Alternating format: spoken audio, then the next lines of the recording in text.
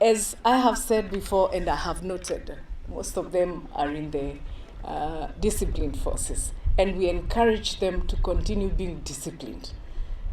Because from where I stand, and I want to correct some of you who said prison service. We are Correctional Services Department, because we are prisons and probation. I want to tell all of them, I do not want clients.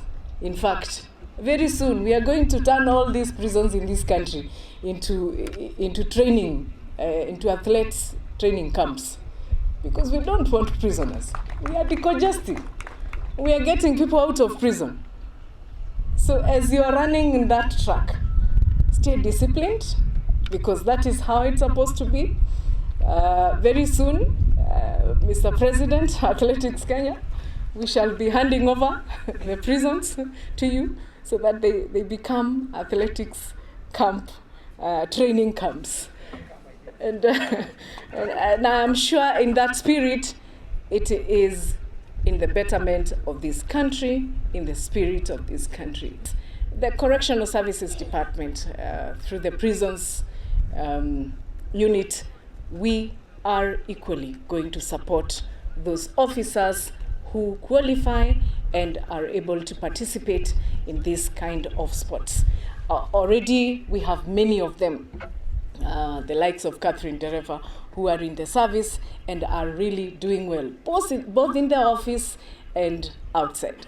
And we encourage each one of them and each one of those who have participated today to continue in the very best of the spaces that they are in. But there's one thing, these relationships that we develop when you're still around, and then you start fighting, domestic violence, can we stop it?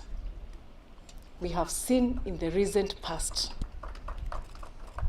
athletes getting involved in domestic violence and really causing a lot of discomfort to the country, because you are our star.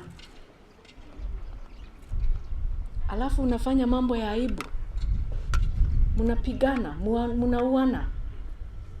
We must get it to a stop. This is not what we yearn for.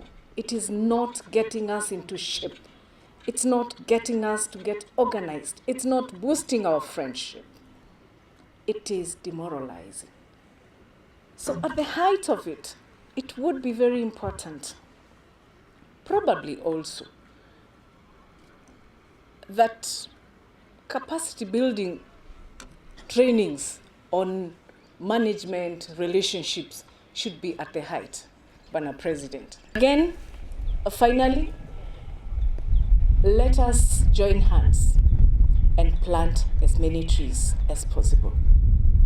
From the Prisons Department and Correctional Services at large, we have taken that very seriously. From the presidential directive, I will encourage any one of you who is in this meeting today, before you leave here, hapa nyuma kuna kiwanja kubwa sana. Enda chukua mti. We even have seedlings. Please leave when you have planted a tree, because that is the only way we can challenge ourselves at the global arena. She has made public is when the recruitments are there, that we may consider these young men and women. I have greeted one girl here who is a manager. She's 15 years. That is in high school. I'm encouraging, and I hope she is in school, because I'm also encouraging, as we also excel in the track, let us encourage a bit of formal education, so that when you go out there, you are a real ambassador, that when the cameras strike you, you can be able to express yourself and be able to give the very best for the country and for yourself. Probably some of these issues that we are having, we need to go back and find out where the problem started. Sometimes the school shapes you. It gets you to a level that you're able to have a better way of reasoning. So that certificate of Form 4, Mr. President, we will require it when you want us to recruit for prison.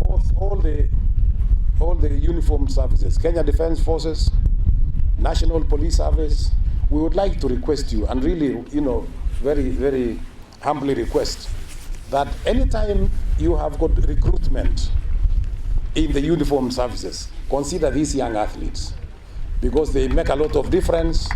When you hear World Under 20, when you hear these young girls and boys running here under 20, those are the future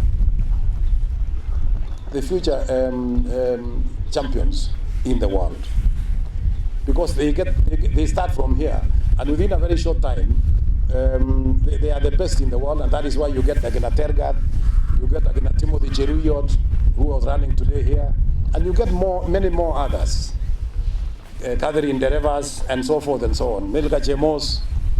They all come from here. We discover them here, and so please consider them when you are doing the recruitment next time, because they will run for you, and after that they run for the country.